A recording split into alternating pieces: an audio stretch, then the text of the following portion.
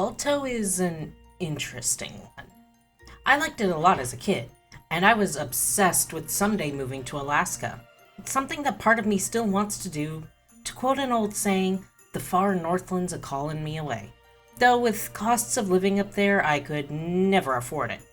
But as I got older and learned more about the actual story, I liked it less and less, particularly how it vilified the real hero of the story. Balto was released in 1995 by Universal Pictures, made by Amblin Entertainment. It's loosely, and I mean loosely, based on a true story, the story of the dog team that brought diphtheria medicine to Nome in 1925. This film was the third and final film to be produced by Amblimation, which closed only 2 years later in 1997. Although popular and gaining quite a bit of a following on VHS, it was released around the same time as Toy Story, and there was just no contest between them, with Toy Story absolutely demolishing Balto. However, its success on home video did result in two follow-up direct-to-video movies, Balto 2 Wolf Quest and Balto 3 Wings of Change. The movie starts, oddly enough, in live action, with a little girl and her grandmother walking through Central Park in New York City looking for a memorial statue. The little girl questions the meaning of the statue and sits with her grandmother as her grandmother tells her the story of Nome, Alaska. Balto is a wolf-dog hybrid that lives in the remains of a boat just outside Nome with a goose that seems to act like his adoptive father, Boris. He's also friends with two polar bears who are very small for polar bears and also very less than intelligent. If you've ever encountered polar bears before, which if you're alive to watch this, I'm assuming you haven't, you would know that they are not cute and cuddly and friendly, not to humans or dogs. That video that went viral a ways back of a polar bear quote-unquote petting a dog was not the cute, wholesome scene it seemed to be. The bear was checking to see if the dog was something that might be good to eat, which apparently it decided was a yes as it came back later and killed the dog. Polar bears are one of, if not the deadliest land predators. There's a reason the saying about how to protect yourself from bears goes as such. If it's black, fight back. If it's brown, lie down. If it's white, say goodnight. You are not winning against a polar bear, period. Unless you have a tank or an elephant rifle or something, but that tends to be a little unlikely. Now in the movie, Balto is treated badly by the other dogs in town and by the humans, which, no.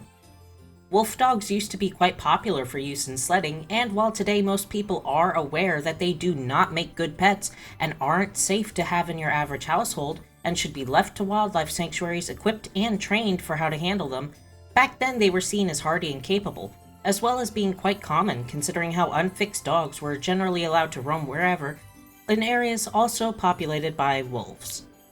Balto has a very obvious crush on a red husky named Jenna, who is owned by a little girl named Rosie. There are a lot of other dogs in town, but the only ones that really have much in the way of interaction with the protagonist are Jenna, and of course, our bad guy, typical high on his own supply bully Steele, and his lackeys, who like to taunt him about his heritage. The typical bullying ensues with Steele leading the charge and his lackeys backing him up, Steele only relenting a little when Jenna calls him out on it. This is something I actually really like. Jenna isn't that passive girlfriend character who doesn't like what the bully does, but still dates him or doesn't stand up to him until the last third or so. She's not with Steele in any way, even though he's clearly trying to get her to like him, and she calls him out straight away and to his face. She's not going to let him act out and not be told he's a jerk for it. She could do more, sure, but she's trying, and she's not just taking it lying down, nor is she even pretending like she likes Steele, except once when she deliberately tricks Steele into burning his backside against a stove. Steele is, much like Gaston, loved by the town and pretty much everyone in it, except those few who can see through his behavior and know how horrible he truly is. Steele is the most famous sled dog in town, one of the fastest and strongest, though he has largely been winning his more recent races by cheating, which his owner conveniently never seems to notice. Rosie, along with almost all the other children in town, start becoming very, very sick. This is actually where I originally learned the word quarantine.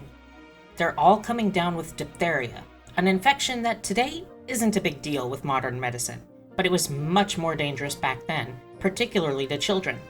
Not quite wiping out the entirety of the town's children kind of threat. In the more severe outbreaks, the mortality rate only tends to approach about 10% or so. But of course, they make it more dramatic for the movie, while conveniently not showing any of the nastier symptoms like the skin lesions or a condition called bull neck that can result from it. The governor of Alaska in Juneau authorizes the antitoxin to be delivered, but due to the weather, they can't reach Nome by sea or sky. The train can't get there all the way, so they arrange a race to determine the fastest dogs to make a team to brave the journey to go get it. Balto ends up winning this race using a few tricks that technically should disqualify him with taking a shortcut, but I guess it's okay if the protagonist is cheating, just not the villain. The humans nearly take Balto to add to the team, but they turn him away after Steele makes it look like Balto is aggressive, with the humans blaming his half-wolf heritage and feeling that he might be too dangerous. Honestly, a sensible call. That night, Steele's team depart, successfully reaching the train, loading up the medicine, and making it most of the way back, until they got lost in a severe snowstorm, the musher becoming injured and conveniently knocked out so he can't direct the team. Balto, the two polar bears Muck and Luck, and Boris head out to find them after news gets back to Nome about the team getting lost, hearing that the town won't send another team due to the danger, the exposition dog saying that they're going to lose all the kids. Again, want to point out here, in the worst case scenarios, about 10% mortality rate. Balto and his friends are attacked by a bear, which, it looks like a black bear, though that could be the shading to make it look scarier, and it could be a grizzly. Balto, your two best friends are polar bears. Polar bears outweigh grizzlies by several hundred pounds and can generally wipe the floor with them one-on-one, and you've got two. Also, if all the other animals can talk and be reasoned with, why can't this guy? He just having a really bad day and not up for a chat? Apparently Jenna followed them, as she jumps into the fight as well.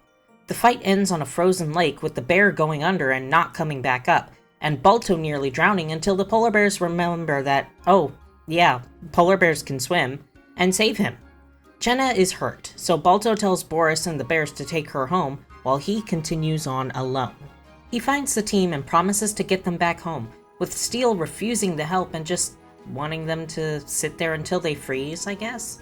Balto tries to get them to at least let him take the medicine back for the kids, Steele attacking him in ways that really don't look all that harmful.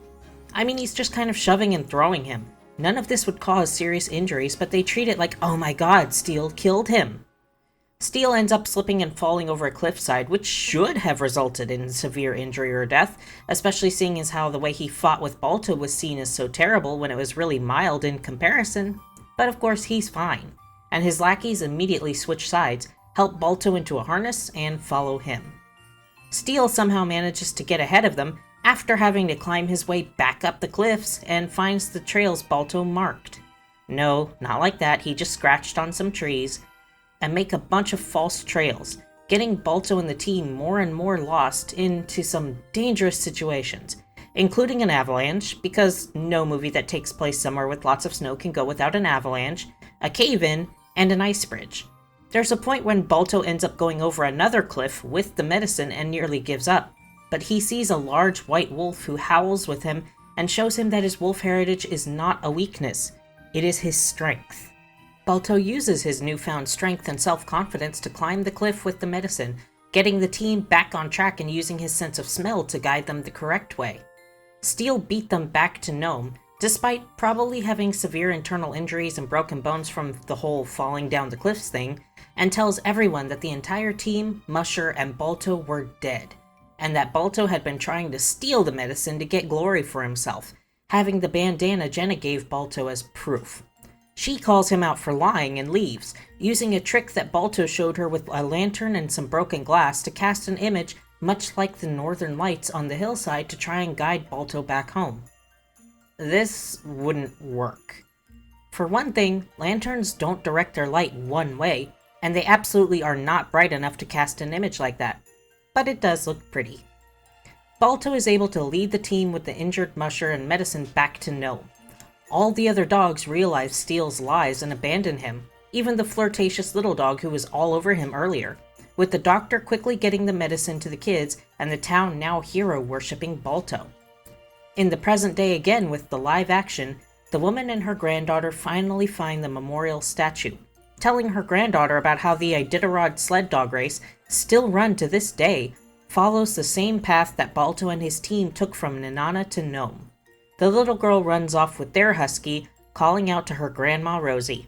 Yep, the old woman is the same little girl that Balto saved. The movie wasn't bad, and I really liked it as a kid, particularly because of the obsession I had with Alaska and possibly moving there someday. However, as I got older and learned more about the real story, I kinda got annoyed, if not even a little disgusted with this movie. For one thing, Balto wasn't a wolf dog. Balto was a purebred Siberian Husky and was black and white in color. The only reason he looks brown in the Cleveland Museum of Natural History is due to light exposure over the decades lightening his fur. He was never a street dog either. He was born in a kennel owned by famous musher and breeder Leonhard Sapala, who raised and trained him until he was fit to be a sled dog. Sapala himself stated that Balto was never in a winning team and was a scrub dog, not the hero displayed in the movies. Balto wasn't even the only leader of the team, co-leading with Sapala's other dog, Fox, who was much more experienced and reliable. Some people not even believing that due to Balto's track record of failures up until that point, mostly only being useful as an extra set of legs somewhere in the middle to help handle the weight of the sled, with the final team being led solely by Fox, not Balto. The sled run to get the medicine was a relay, with teams set up at different checkpoints to take it part of the distance before handing it off to the next team. The team Balto was on, not leading, was driven by Gunnar Kaasen, who decided not to hand the medicine off to the next team and advanced on, bit of a glory hound himself, apparently. The longest and most dangerous part of the trail was traveled by the 18th and third to last team, led by a dog named Togo, despite Togo being considered old by that point at 12 years old. Togo was also owned and bred by Sapala, who was declared a puppy prodigy and shown feats of extreme dedication and endurance at a very young age, getting the position of lead dog far younger than pretty much any other dog. His intelligence and tenacity saving the lives of his team and musher on more than one occasion. Sled dogs bred from his line have contributed to the Sapala Siberian sled dog line, as well as the mainstream Siberian Husky gene pool. Oh, the sequels where Balto and Jenna have puppies? Yeah, the real Balto was neutered pretty young because of how unimpressive and frankly useless he was. So, that didn't happen. Togo at first didn't seem like he had a lot of potential to be a sled dog, being unusually small and sickly as a pup and a bit of a troublemaker. But once in harness, he proved his worth time and time again, even well past the age when most dogs would have been retired. One incredible feat of his was when his team was making a trip across the Norton Sound. When they arrived at the shore of the Bering Sea, the ice floe the team was on top of was too far from land for them to cross, or for Sapala to jump over. He hitched Togo into a single lead with an anchor in the ice and tossed him across to try and pull the ice closer to shore. Togo obediently dug in, but the line snapped, leaving Sapala and the team stranded on the ice floe and at risk of drifting away to sea. Without guidance or prompting of any kind, Togo leapt into the icy water, took the broken line in his mouth, spun around to wrap it around his shoulders twice in a makeshift harness, and pulled the ice floe to shore with his own raw strength, saving his owner and his team. He was one of Sapala's most treasured dogs, proving himself instrumental time and time again. And yet, they decided to work Togo in as the villain, renamed Steele and turned into a jerk. Togo and Sapala ran 170 miles east from Nome to meet the serum relay coming the other way, then running back 91 miles to pass the serum on to the next team, having run over 261 miles across the most dangerous parts of the run, traveling that distance in less than 3 days, with Togo repeatedly saving his team's lives by navigating through blinding snowstorms over open ice, including ice that was actively breaking up under their feet. He went into his twilight years a hero, even if he didn't get the same fame as Balto did, drawing large crowds at stadiums and even appearing in a cigarette campaign for Lucky Strike, which, maybe wasn't really fitting for a dog that performed heroic acts to get medicine to sick kids, but, whatever. Togo was eventually euthanized at age 16, 4 years after his heroic run, due to joint pain and blindness. Many newspapers, including the New York Sun-Times, ran stories about him. He was taxidermied after his death upon Sapala's request, his mounted skin on display at the Iditarod Trail Sled Dog Race headquarters in Wasilla, Alaska, with his skeleton in the collection of the Peabody Museum of Natural History at Yale. A bronze statue dedicated to him was unveiled in 2022 in Poland Springs, Maine, where Togo spent his last years as a stud dog. Not a bad way to retire. Overall, I did enjoy the movie on its own as just a kid's cartoon, but looking back on it with what I know now, it really would have been better if they tried to leave the historical aspects out and just make it a purely fantasy story, especially with the sequels introducing straight-up magic. It was enjoyable enough, if a bit forgettable at times, and mostly I liked the character designs and trying to draw dogs like the anorexic huskies they depicted, and it just strengthened my desire to someday go to Alaska. Still, imagine the movie they could have made if they made it about Togo. If they were going to fudge up the history anyway, they could have just had Togo be the only dog and the one who heroically finished the race. Maybe change the story to say that no one believed in him because he was so old, or that he was a troublemaker as a pup if they age him down. I really don't get why anyone latched on to Balto so much instead of the other dogs, including Fox, the actual lead dog of the final stretch. Maybe his name was more marketable? Who knows? This is a well-animated movie, most of the time, with decent music that was entertaining enough. It probably would have earned much higher at the box office if it wasn't competing with Toy Story, but sadly it didn't make back its budget and led to the end of the studio. I always wonder what other stories the studio might have told if it stuck around, as they tended to focus on ones that were lesser told, compared to Disney telling very well-known fairy tales. Thank you all for joining me for another video. Remember, when anything says based on a true story, it's always best to try and find the facts for yourself. This is especially important in an age full of misinformation, doom-scrolling addictions, and rage bait. The version that gets told in the most dramatic, eye-catching way may not always be the real story. Stay warm, be safe, and I'll see you in the next one. Tapavusi!